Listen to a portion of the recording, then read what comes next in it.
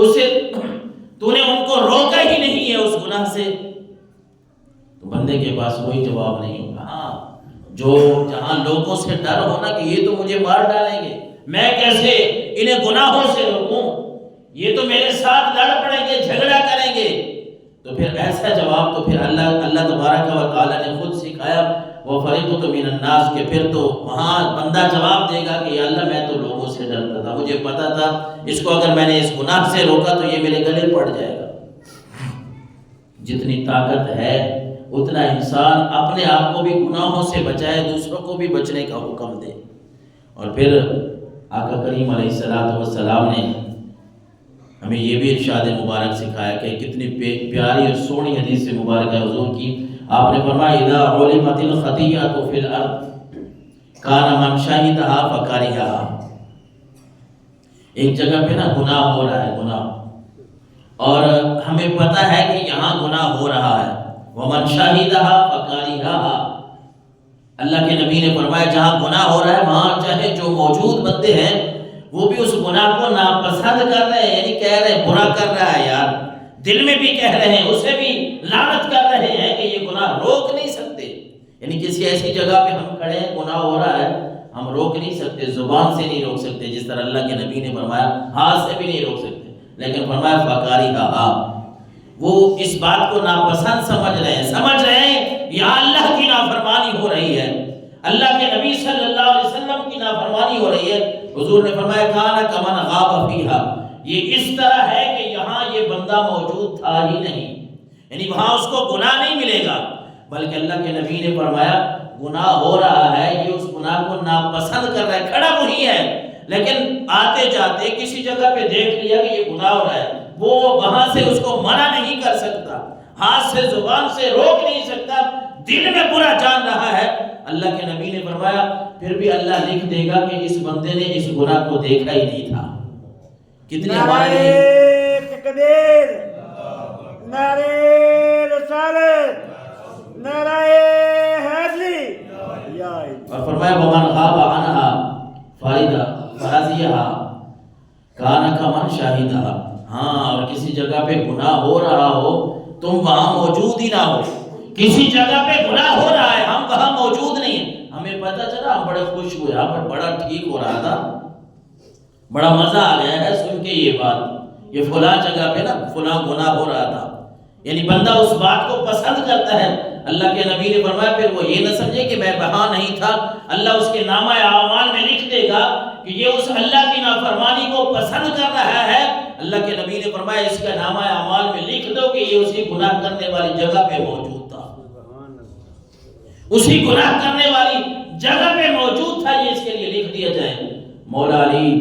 علیہ السلام نے فرمایا کہ نیکیوں کا حکم دینا اور برائی سے روکنا یہ بہترین جہاد ہے۔ آپ فرماتے ہیں کہ اچھائی کا حکم دینا، نیکیوں کا حکم دینا، برائیوں سے لوگوں کو روکنا، مولا علی علیہ السلام فرماتے ہیں کہ یہ سب سے بہترین جہاد ہے۔ اور حضرت ابو سعید خدری رضی اللہ تعالیٰ عنہ اور دیگر صحابہ کرام علیہ رضوان سے یہ روایت منقول ہے نا، وہ اللہ کے نبی صلی اللہ علیہ وسلم نے فرمایا کہ لوگوں ایسا زمانہ بھی آئے گا، اس وقت تمہاری کیا حالت ہوگی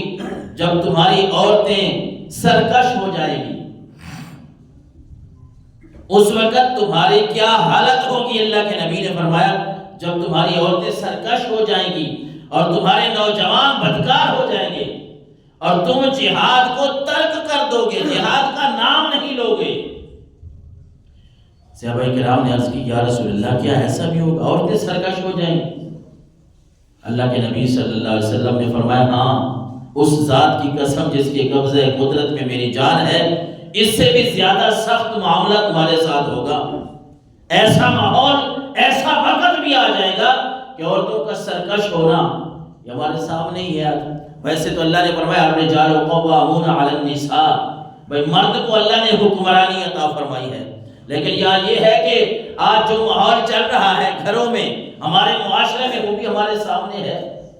کوئی بندہ جو ہے وہ سکھی نہیں ہے، ہر بندے کی زبان پہ یہ ہے عورت آج کی عورت جو ہے، ہمارا معاشرہ ہم کہتے ہیں آج پڑھا لکھا زمانہ ہے، پڑھا لکھا زمانہ، ہم شاید 4 لفظ تو زیادہ پڑھ گئے لیکن وہ شرم و حیا ہم سے چھن گئی، وہ چلا گیا، وہ حیا، وہ وفا، وہ کہاں گئی؟ ہماری زبانیں جو ہے، ہماری عورتوں کو دیکھیں، یہ مرد بھی ہیں اس میں شامل، لیکن عورتوں کے دیکھیں کتنی لمبی لمبی زبانیں ہیں، نہیں شرم و حیا کہ باپ کیا ہے، بھائی کیا ہے، شوہر کیا ہے۔ اللہ کے نبی نے فرمایا تھا صحابہ کرام کو، لوگوں تمہارے اوپر یہ حالت بھی ہوگی کہ تمہاری عورتیں جو ہیں وہ سرکش ہو جائیں گی، اور فرمایا تھا تمہیں، اور صحابہ نے جب عرض کی یا رسول اللہ کیا ایسا بھی ہوگا، اس طرح بھی ہو سکتا ہے کہ عورتیں سرکش ہو جائیں، نوجوان بدکار ہو جائیں گے اور جہاد کو چھوڑ دیں گے لوگ؟ اللہ کے نبی نے فرمایا اس سے بھی زیادہ سخت معاملہ تمہارے ساتھ پیش آنے والا ہے۔ اور پھر عرض کی کہ یا رسول اللہ وہ کیا ہوگا جو اس سے بھی زیادہ سخت معاملہ ہوگا؟ تو جو قیامت قریب آتی جائے گی، اللہ کے نبی صلی اللہ علیہ وسلم نے فرمایا اگلی بات یہ سنو کہ اس وقت تمہاری کیا حالت ہوگی کہ جب امر بالمعروف اور نہی عن المنکر جو ہے وہ تم چھوڑ دو گے،